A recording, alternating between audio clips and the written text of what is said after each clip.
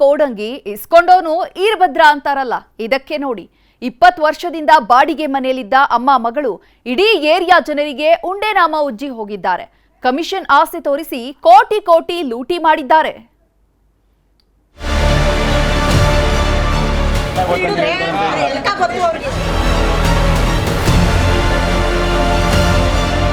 ಅಲೆಲೆಲೆ, ಈ ತಾಯಿ ಮಗಳಿಬ್ರು ಅಂತಿಂತಹ ಗಿರಾಕಿಗಳಲ್ಲ ಕಣ್ರಿ. ಅಮ್ಮ ಗಯ್ಯಾಳಿ, ಮಗಳು ಮೆಂಚುಳ್ಳಿ. ಇವರಿಬ್ರ ನವರಂಗಿಯ ಆಟಕ್ಕೆ ಮಂಡ್ಯ ನಗರದ ಹೊಸಹಳ್ಳಿ ಜನ ಬಾಯಿ ಬಡ್ಕೋತಿದ್ದಾರೆ. ಸುಪ್ನಾತಿಯಂಗಿದ್ದವರು ಸರಿಯಾಗಿ ಟೋಪಿ ಹಾಕಿ ಹೋದ್ರಲ್ಲ ಅಂತ ಹಿಡಿ ಶಾಪ ಹಾಕ್ತಿದ್ದಾರೆ. ಬಾಡಿಗೆ ಮನೆಯಲ್ಲಿದ್ದ ಅಮ್ಮ ಮಗಳು ಕಂಡೋರ ಹೆಸರಲ್ಲಿ ಕೋಟಿ ಕೋಟಿ ಲೂಟಿ ಮಾಡಿದ್ದಾರೆ. ಮಾತಲ್ಲೇ ಮನೆ ಕಟ್ತಿದ್ರು ಅಮ್ಮ ಮಗಳು. 5,000 ಕಮಿಷನ್ ಆಸೆ, ಊರಿನವರಿಗೆ ಒಂದೇ ನಾಮ. ಈ ಅಮ್ಮ ಮಗಳನ್ನ ವರ್ಣಿಸೋದಿಕ್ಕೆ ಪದಗಳೇ ಸಿಗ್ತಿಲ್ಲ ಬಿಡಿ. ಯಾಕಂದ್ರೆ ಅಮ್ಮ ಅಂಗೈಯಲ್ಲಿ ಆಕಾಶ ತೋರಿಸಿದ್ರೆ ಮಗಳು ಮಾತಲ್ಲೇ ಮನೆ ಕಟ್ತಿದ್ಲು. 20 ವರ್ಷದಿಂದ ಮಂಡ್ಯ ನಗರದ ಹೊಸಹಳ್ಳಿಯಲ್ಲಿ ವಾಸವಾಗಿದ್ದ ವಿಜಯಮ್ಮ ಹಾಗೂ ಆಕೆ ಮಗಳು ದಿವ್ಯಾ ಎಲ್ಲರ ವಿಶ್ವಾಸ ಗಳಿಸಿದ್ರು. ತಾಯಿ ಮಗಳು ಇಬ್ಬರೇ ಇದ್ದಿದ್ರಿಂದ ಏರಿಯಾ ಜನ ಕೂಡ ತುಂಬಾನೇ ನಂಬ್ಕೊಂಡಿದ್ರು. ಇದನ್ನೇ ಈ ತಾಯಿ ಮಗಳು ಬಂಡವಾಳ ಮಾಡ್ಕೊಂಡಿದ್ದಾರೆ. ಮನೆಯಲ್ಲಿ ಸ್ವಲ್ಪ ಕಷ್ಟ ಇದೆ, ಸಂಘ ಅಥವಾ ಮೈಕ್ರೋ ಫೈನಾನ್ಸ್ ಅಲ್ಲಿ 1 ಲಕ್ಷ ಸಾಲ ಕೊಡ್ಸಿ ಅಂತ ನವರಂಗಿ ಆಟ ಶುರು ಮಾಡಿದ್ದಾರೆ. ಅಷ್ಟೇ ಅಲ್ಲ, 1 ಲಕ್ಷ ಸಾಲ ಕೊಡ್ಸಿದ್ರೆ 5,000 ಕಮಿಷನ್ ಕೊಡ್ತೀವಿ ಅಂತ ಕಮಿಷನ್ ಆಸೆಯನ್ನೂ ಹುಟ್ಟಿಸಿದ್ದಾರೆ. ಪುಗ್ಸಟ್ಟೆ ಹಣ ಬರುತ್ತೆ ಅಂದ್ರೆ ಯಾರು ಬಿಡ್ತಾರೆ ಹೇಳಿ? 5,000 ಆಸೆಗೆ 1 ಲಕ್ಷ ಸಾಲ ಕೊಡ್ಸಿದ್ದಾರೆ. ಹೀಗೆ ಏರಿಯಾದಲ್ಲಿ ಸಿಕ್ಕೋರೆಲ್ಲ 1 ಲಕ್ಷ ಸಾಲ ಕೊಡ್ಸಿದ್ದಾರೆ. ಇದು 1 ಕೋಟಿ ಆಗ್ತಿದ್ದಂತೆ ಅಮ್ಮ ಮಗಳು ಜೂಟ್ ಹೇಳಿದ್ದಾರೆ. ಅಮಾಯಕರಿಗೆಲ್ಲ ದುಡ್ಡು ಕೊಟ್ಬಿಟ್ಟು ಒಬ್ಳು ಫ್ರಾಡ್ ಮಾಡ್ಕೊಂಡು ಅವ್ವ ಮಗಳು ಊರು ಬಿಟ್ಟು ಹೋಗೋರೆ. ಇಲ್ಲಿ ತಗೊಂಡಿರುವಂಥವ್ರು ಮೋಸ ಹೋಗಿರುವಂಥ ಯಾವ ಥರ ಅಂದರೆ ವ್ಯಾಪಾರಸ್ಥರಾಗಿರ್ಬೋದು, ಕೂಲಿ ಕೆಲಸದವ್ರು ಆಗ್ಬೋದು, ಗಾರೆ ಕೆಲಸ, ಟೈಲರಿಂಗ್ ಕೆಲಸ, ಅವ್ರು ಊರು ಬಿಟ್ಟು ಹೊಡಗೋಳೆ. ಇಲ್ಲಿ ಇವ್ರ ಮನೆ ಹತ್ರ ಬಂದು ಇವ್ರಿಗೆ ಹಣ ಕಟ್ಟಿ ಅಂದ್ಬಿಟ್ಟು ಮೈಕ್ರೋ ಫೈನಾನ್ಸ್ ಅವರು ಕಿರುಕುಳ ಕೊಡ್ತಾ ಇದ್ದಾರೆ. ಅಮ್ಮ ಮಗಳು ಟೋಪಿ ಹಾಕಿರೋದು ಬರೀ ಏರಿಯಾ ಜನರಿಗೆ ಮಾತ್ರ ಅಲ್ಲ, ಸುಮಾರು 12 ಮೈಕ್ರೋ ಫೈನಾನ್ಸ್ಗೂ ಉಂಡೆನಾಮ ಉಜ್ಜಿ ಹೋಗಿದ್ದಾರೆ. ಯಾವಾಗ ಮಿಟಕಲಾಡಿ ಅಮ್ಮ ಮಗಳು ಎಸ್ಕೇಪ್ ಆದ್ರೋ ಫೈನಾನ್ಸ್ ಕಂಪನಿಯವರು ಸಾಲ ಕೊಡ್ಸಿದವರನ್ನ ಹಿಡ್ಕೊಂಡಿದ್ದಾರೆ. ನೀವೇ ಸಾಲ ಕೊಡ್ಸಿದ್ದು, ಈಗ ನೀವೇ ಸಾಲ ಕಟ್ಟಿ ಅಂತಿದ್ದಾರಂತೆ. ದುರಂತ ಅಂದ್ರೆ ಮೈಕ್ರೋ ಫೈನಾನ್ಸ್ನವರ ಕಾಟ ತಾಳಲಾರದೆ ಕೆಲವರು ಮನೆಗೆ ಬೀಗ ಹಾಕೊಂಡು ಸಂಬಂಧಿಕರ ಮನೆಗೆ ಶಿಫ್ಟ್ ಆಗಿದ್ದಾರಂತೆ. ಮನೇಲಿ ಕೂತಿದ್ದವಳಿಗೆ ರತ್ನಮ್ಮ ಸೇರ್ಕೋ ಅಂತಂದ್ಲು. ಬೇಡ ಕಣವ ಅಂದ್ರು, ಬಾ ಸೇರ್ಕೋ, ನೀನು ಕಟ್ಕೊಂಬ ಅಂದ್ಬಿಟ್ಟು ನಾನು 10,000 ರೂಪಾಯಿ ನಾನು ಬೇಕಾಯ್ತು 10,000 ರೂಪಾಯಿ ತಗೊಂಡೆ. ಇನ್ನು 30 ಅವಳು ತಗೊಂಡು 2 ಸಂಘದಲ್ಲಿ ಹಿಂಗೆ ಎತ್ಬಿಟ್ಟವಳೆ. ಯಾವಾಗ ಯಾರ ಕೈಗೂ ಸಿಗದಂತೆ ಅಮ್ಮ ಮಗಳು ಎಸ್ಕೇಪ್ ಆದ್ರೂ ಏರಿಯಾ ಮಹಿಳೆಯರೆಲ್ಲ ನಗರದ ಈಸ್ಟ್ ಪೊಲೀಸರಿಗೆ ದೂರು ಕೊಟ್ಟಿದ್ದಾರೆ. ಅಷ್ಟೇ ಅಲ್ಲ, ಹೊಸಹಳ್ಳಿ ವೃತ್ತದಲ್ಲಿ ತಾಯಿ ಮಗಳ ಬ್ಯಾನರ್ ಹಾಕಿ ಇವರ ಸುಳಿವು ಸಿಕ್ಕಲ್ಲಿ ಪೊಲೀಸರಿಗೆ ಮಾಹಿತಿ ನೀಡಿ ಅಂತಾನೂ ಮನವಿ ಮಾಡಿದ್ದಾರೆ. ಒಟ್ನಲ್ಲಿ ಕಮಿಷನ್ ಆಸೆಗೆ ಲಕ್ಷ ಸಾಲ ಕೊಡಿಸಿದವರು ಈಗ ತಲೆ ಮೇಲೆ ಕೈ ಹೊತ್ತು ಕೂತಿದ್ದಾರೆ.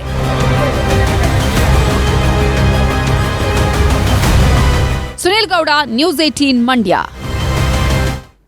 ಬಳ್ಳಾರಿ ಜೈಲು ಸೇರಿರೋ ದರ್ಶನ್ ಪಾಲಿಗೆ ಹಗ್ಗವು ಹಾವಾಗಿ ಕಾಡೋದಕ್ಕೆ ಶುರುವಾಗಿದೆ. ಶವ ಸಾಗಿಸೋದಕ್ಕೆ ಲಕ್ಷ ಎಣಿಸಿದ್ದ ದಾಸನಿಗೆ ಐಟಿ ಅಧಿಕಾರಿಗಳು ಜೀವ ಹಿಂಡೋದಕ್ಕೆ ಶುರು ಮಾಡಿದ್ದಾರೆ. ಇದರ ಬೆನ್ನಲ್ಲೇ ಸುಬ್ಬಿಗೆ ಶುಕ್ರವಾರದ ಶುಕ್ರದೆಸೆಯೂ ಶುರುವಾಗಿದೆ.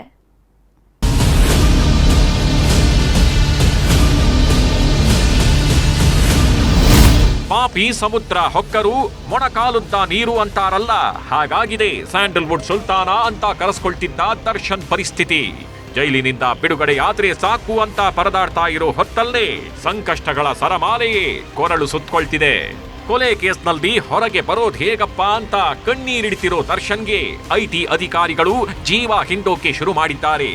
ಕೋರ್ಟ್ನಿಂದ ಅನುಮತಿ ಪಡೆದಿರೋ ಆದಾಯ ತೆರಿಗೆ ಇಲಾಖೆ ನಾಳೆ ಅಥವಾ ನಾಡಿದ್ದು ಬಳ್ಳಾರಿ ಜೈಲಲ್ಲದೆ ಬೆಂಡೆತ್ತಲಿದ್ದಾರೆ.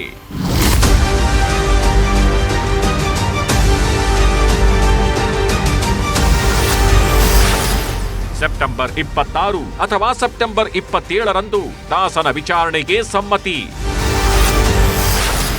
ದಾಖಲೆ ಜೊತೆ ಜೈಲಿಗೆ ಎಂಟ್ರಿ ಕೊಡಲಿದೆ ಐಟಿ ಪಡೆ. ರೇಣುಕಾ ಸ್ವಾಮಿಯನ್ನ ಕೊಲೆ ಮಾಡಿದ್ದ ದರ್ಶನ್ ಅಂಡ್ ಗ್ಯಾಂಗ್ ಹೆಣ ಸಾಗಿಸೋದಕ್ಕೆ ರಾತ್ರಿಯೆಲ್ಲ ಹೆಣಗಾಟ ನಡೆಸಿತ್ತು. ಲಕ್ಷ ಹೋದ್ರೂ ಪರವಾಗಿಲ್ಲ, ಸ್ವಾಮಿ ಕೇಸ್ ಮುಚ್ಚಿ ಹೋದ್ರೆ ಸಾಕು ಅಂತ ದರ್ಶನ್ ಕಂತೆ ಕಾಸಿನ ಆಫರ್ ಕೊಟ್ಟಿದ್ದ. ಶವ ಶಿಫ್ಟ್ ಮಾಡಿದವರಿಗೆ 30 ಲಕ್ಷ ಕೊಟ್ರೆ ದರ್ಶನ್ ಮನೆಯಲ್ಲಿ 40 ಲಕ್ಷ ಸಿಕ್ಕಿತ್ತು. ವಿಜಯಲಕ್ಷ್ಮಿ ಮನೆಯಲ್ಲೂ 3 ಲಕ್ಷ ಹಣ ಸೀಸ್ ಮಾಡಲಾಗಿತ್ತು. ಜೊತೆಗೆ ಮೈಸೂರಿನ ಹೋಟೆಲ್ನಲ್ಲೂ 1 ಲಕ್ಷ ಹಣವನ್ನ ಜಪ್ತಿ ಮಾಡಿದ್ರು. ಈಗ ಇದರ ಮೂಲ ಹುಡುಕಾಟದಲ್ಲಿರೋ ಐಟಿ ಅಧಿಕಾರಿಗಳು ದರ್ಶನ್ ವಿಚಾರಣೆ ನಡೆಸೋದಕ್ಕೆ ಕೋರ್ಟಿನಿಂದ ಅನುಮತಿ ಪಡೆದಿದ್ದಾರೆ. ಹೀಗಾಗಿ ಬಳ್ಳಾರಿ ಜೈಲಲ್ಲೇ ಮಹತ್ವದ ಮಾಹಿತಿ ಕಕ್ಕಿಸಲಿದ್ದಾರೆ. ದಾಸನ ಜೊತೆ ಇನ್ನಿಬ್ಬರಿಗೂ ಢವ ಢವ. ಐಟಿ ಅಧಿಕಾರಿಗಳು ದರ್ಶನ್ನನ್ನ ಮಾತ್ರ ವಿಚಾರಣೆ ಮಾಡಿ ಬಿಡ್ತಿಲ್ಲ. ಈತನ ಜೊತೆಗೆ ಹಣ ಕೊಟ್ಟಿದ್ದ ಮೋಹನ್ ರಾಜ್ ಹಾಗೂ ಡೆವಿಲ್ ನಿರ್ದೇಶಕ ಪ್ರಕಾಶರನ್ನು ವಿಚಾರಣೆ ನಡೆಸೋ ಸಾಧ್ಯತೆ ಇದೆ. ಅಷ್ಟೇ ಅಲ್ಲ, ದರ್ಶನ್ ರ RR ನಗರದ ಮನೆಯಲ್ಲೂ ಐಟಿ ತಲಾಶ್ ನಡೆಸುತ್ತೆ ಅಂತ ಹೇಳಲಾಗ್ತಿದೆ.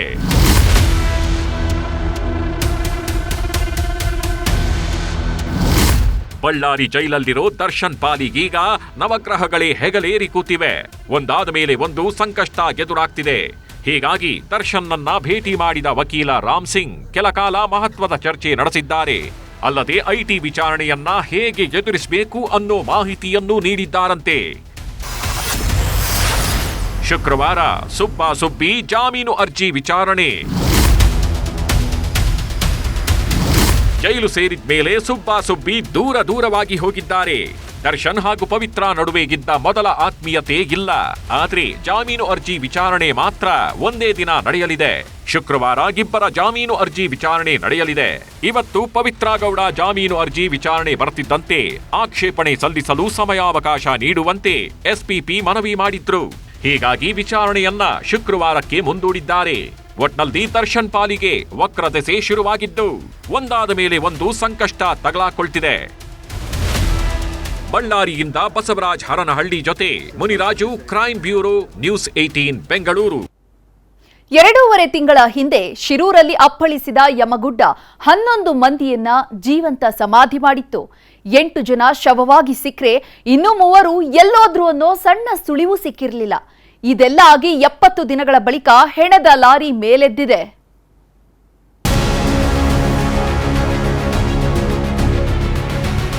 ದಿನಕ್ಕೆ ಒಂದು ಯಶಸ್ಸು ಕಂಡಿದೆ. ಲಾರಿಯಲ್ಲೇ ಕೇರಳ ಮೂಲದ ಅರ್ಜುನ್ ಮೃತದೇಹ ಕೂಡ ಪತ್ತೆ.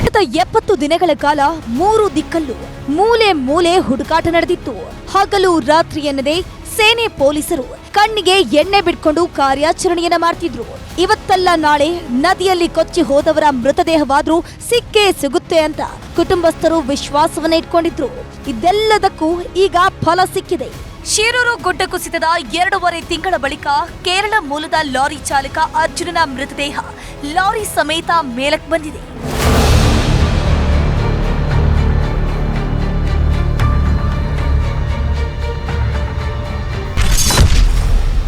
ಶಿರೂರು ಆಪರೇಷನ್ 3.0 ಕೊನೆಗೂ ಸಕ್ಸಸ್.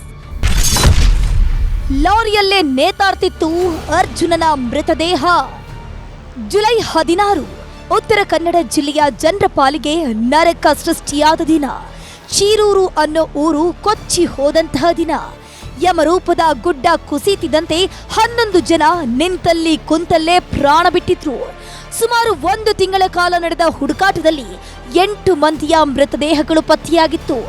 ಆದರೆ ಕೇರಳದ ಲಾರಿ ಚಾಲಕ ಅರ್ಜುನನ ಜೊತೆ ಇನ್ನಿಬ್ಬರ ಸುಳಿವು ಮಾತ್ರ ಸಿಕ್ಕಿರಲಿಲ್ಲ. ಹೀಗಾಗಿ ಶಿರೂರು ಆಪರೇಷನ್ 3.0 ಶುರು ಮಾಡಲಾಗಿತ್ತು. ಜೀವದ ಹಂಗು ತೊರೆದು ಗಂಗಾವಳಿ ನದಿಯಲ್ಲಿ ಜಾರಾಡಿದ ಈಶ್ವರ್ ಮಲ್ಪೆ ತಂಡ ಲಾರಿ ಜೊತೆ ಕೇರಳದ ಅರ್ಜುನನ ಶವವನ್ನು ಮೇಲೆತ್ತಿದೆ. ನಾಪತ್ತೆಯಾದ 3ರಲ್ಲಿ ಓರ್ವನ ಶವವೇನೋ ಸಿಕ್ಕಿದೆ. ಆದರೆ ಶಿರೂರಿನ ಜಗನ್ನಾಥ ನಾಯಕ ಹಾಗೂ ಗಂಗೆಕೊಳ್ಳದ ಲೋಕೇಶ್ ನಾಯಕ್ ಮಾತ್ರ ಇನ್ನೂ ಪತ್ತೆಯಾಗಿಲ್ಲ. ಇನ್ನು ಕೇವಲ 3 ದಿನ ಮಾತ್ರ ಹುಡುಕಾಟ ನಡೆಯುವುದು. ಅಷ್ಟರಲ್ಲಿ ಮೃತದೇಹ ಸಿಕ್ಕರೆ ಓಕೆ, ಇಲ್ಲದಿದ್ರೆ ಆ ಭಗವಂತನೇ ದಿಕ್ಕು. ನೋಡಿ, ನಾವು ಫ್ರಮ್ ದ ಫಸ್ಟ್ ಡೇ ನಾನು ಹೇಳಿದೆ, ಈ ಕೊಲ್ಯಾಪ್ಸ್ ಆಗಿದ್ದ ಏರಿಯಾದಿಂದ ಹಿಡಿದು ಈ ಕಂಬದ ಮಧ್ಯದಲ್ಲಿ ಈ ಬಾಡಿ ಇದೆ, ಗಾಡಿ ಇದೆ ಅಂತ ಹೇಳಿದೆ. ನಾವು ಈ 6ನೇ ದಿವಸ ಯಶಸ್ಸನ್ನು ಕಂಡ್ವಿ. ಆದರೂ ನನಗೆ ದುಃಖ ಇದೆ, ನಮ್ದು ಮತ್ತೆ 2 ಜನ ಸಿಗಲಿಕ್ಕಿದೆ. ಅದ್ರ ಬಗ್ಗೆನೂ ನಾವು ಪ್ರಯತ್ನವನ್ನು ಖಂಡಿತ ಮಾಡ್ತೇವೆ. ಅದನ್ನೂ ತೆಗೀಲಿಕ್ಕೂ ನಾವು ದೇವರ ಹತ್ರ ಪ್ರಾರ್ಥನೆ ಮಾಡಿಕೊಂಡು ಇದನ್ನು ಮಾಡ್ತೇವೆ ಅಂತ ಹೇಳ್ತೇನೆ. ಒಟ್ನಲ್ಲಿ ಶಿರೂರಿನ ಸಾವಿನ ಮರ್ಮ ಇನ್ನೂ ನಿಗೂಢವಾಗಿಯೇ ಉಳಿದಿದ್ದು ಮುಂದಿನ 3 ದಿನದಲ್ಲಿ ಎಲ್ಲದಕ್ಕೂ ಉತ್ತರ ಸಿಗಲಿದೆ. ದರ್ಶನ್ ನಾಯ್ಕ್, ನ್ಯೂಸ್ 18 ಕಾರವಾರ. ಉತ್ತರ ಕರ್ನಾಟಕದಲ್ಲಿ ಮಾಯದ ಮಳೆ ಅಬ್ಬರಿಸೋದಕ್ಕೆ ಶುರುವಾಗಿದೆ. ರಾತ್ರಿ ಹಗಲು ಎನ್ನದೆ ಸುರಿತಾ ಇರುವಂತಹ ಮಳೆಗೆ ಊರು ಕೇರಿಗಳೆಲ್ಲ ಮುಳುಗೇಳ್ತಿವೆ. ನೆರೆ ನರಕ ಮುಗೀತು ಅನ್ನುವಷ್ಟರಲ್ಲೇ ಉತ್ತರ ಜನರ ಬದುಕು ಮತ್ತೆ ನೀರಾಬಟ್ಟೆಯಾಗಿದೆ.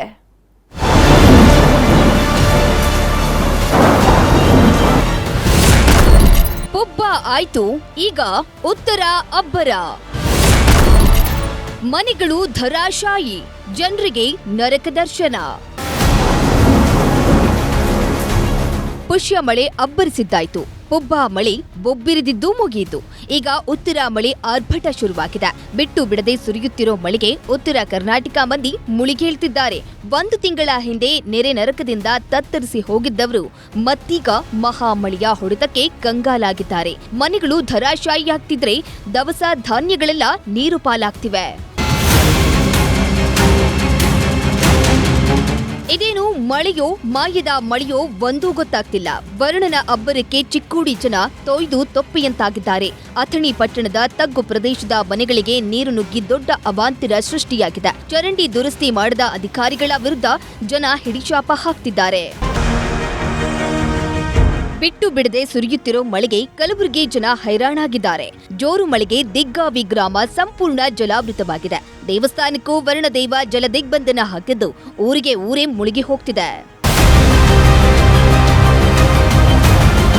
ಯಾದಗಿರಿಯಲ್ಲಿ ಸುರಿಯುತ್ತಿರೋ ಮಹಾಮಳೆಗೆ ಜನ ಅಕ್ಷರಶಃ ನರಕ ಅನುಭವಿಸುತ್ತಿದ್ದಾರೆ.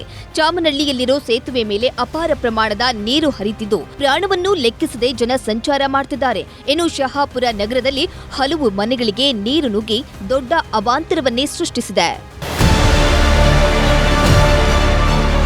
ಮಳೆ ಬಂದ್ರೆ ಸೃಷ್ಟಿಯಾಗೋ ಅವಾಂತರಗಳು ಒಂದೆರಡಲ್ಲ.